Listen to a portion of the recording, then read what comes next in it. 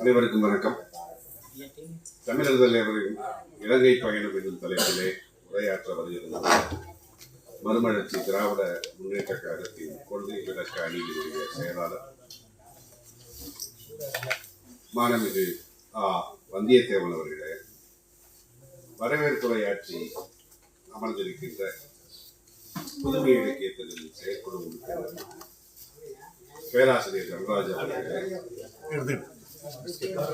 நிகழ்வினை இணைப்புரை வழங்கி நடத்தி கொண்டிருக்கின்ற புதுமை இலக்கிய தஞ்சலினுடைய செயலாளர் இளந்துருக்கர் தம்பி கலையரசன் அவர்களே, மற்றும் இங்கே வருகை தந்துள்ள புதுமை இலக்கிய தஞ்சலினுடைய நெறியாளர் தொல்காப்பிய புலவர் ஐயா வெற்றியழகன் அவர்களே, பொது திருவாளர் கழகத்தின் மாநில செயலாளர் ஐயா வெங்கடேசன் அவர்களே, ஐயா இளவழகன் அவர்களே, ஓந்தூர் கனகசுந்தரம் அவர்களே மற்றும் உள்ள தோழர்களே, உங்கள் அனைவருக்கும் என் வணக்கத்தை சொல்லி, தந்தை பெரியார் உலகமயமாகிறார், உலகம் பெரியார் மயமாகிறது என்பது ஆசிரியர் அவர்கள் அடிக்கடி கூறுகின்ற ஒரு அற்புத சொல்லாளர். அதற்கு ஏற்றாற் போல ஜப்பான் நாட்டிற்கும் சிங்கப்பூருக்கும் சென்று வந்த ஆசிரியர் அதற்கு முன்னதாக இலங்கைக்கும் சென்று ஒரு யாழ்ப்பாண பல்கலைக்கழகத்திலே பேருரையாற்றி வந்துள்ளார். வரலாற்றின் பக்கங்களிலே தந்தை பெரியாரின் இலங்கை பேருரை என்னும் புத்தகம் மிக அரிய தகவல்களை எல்லாம் தன்னுள்ளே கொண்டுள்ள ஒரு புத்தகம்.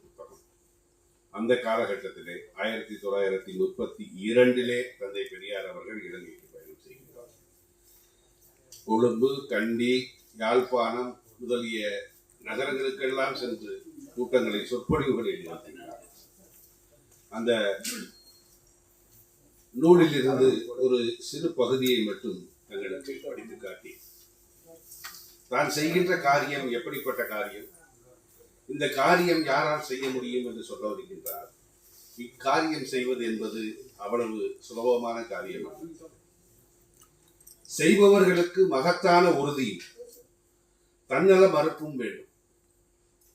அநேக துன்பங்களுக்கும் தொல்லைகளுக்கும் பழிப்புகளுக்கும் நஷ்டங்களுக்கும் ஆளாக தயாராக இருக்க வேண்டும்.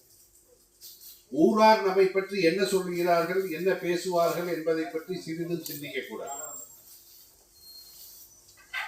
போலி மானாபிமானங்களையும் கௌரவங்களையும் வசவுகளையும் துச்சமாக கருத வேண்டும்.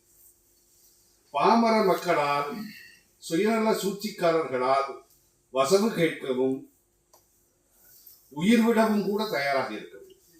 இந்நிலையில் உள்ளவர்களால் அல்லாமல் வேறு யாராலும் இக்காரியங்கள் ஒரு சிறிதும் செய்ய முடியாது என்பதை ஞாபகத்துக்கு வையுங்கள் என்று 1935 தந்தை பெரியார் அவர்கள் அந்த இலங்கை பேருரையை கொடுத்திருக்கிறார்.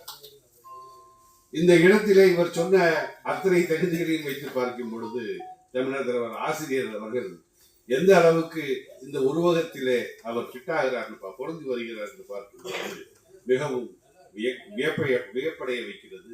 அத்தனை தகுதிகளையும் தன்னுள் நேற்று இன்றைக்கு தமிழர் தலைவராக காட்சி தருகின்ற ஐயா ஆசிரியர் அவர்கள் இலங்கைக்கு சென்று யாழ்ப்பாணத்திலே ஆற்றிய அந்த உரையையும் அவருடைய பயணம் குறித்த செய்திகளையும் சொல்வதற்கு ஐயா வந்தியத்தேவன் அவர்கள் வந்துள்ளார்கள்.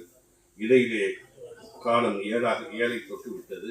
இடையில் நான் நிற்காமல் சிறப்புரையாற்ற ஐயா வந்தியத்தேவன் அவர்களை அழைத்து எனது உரையை நிறைவு செய்கின்றேன். நன்றி, வணக்கம்.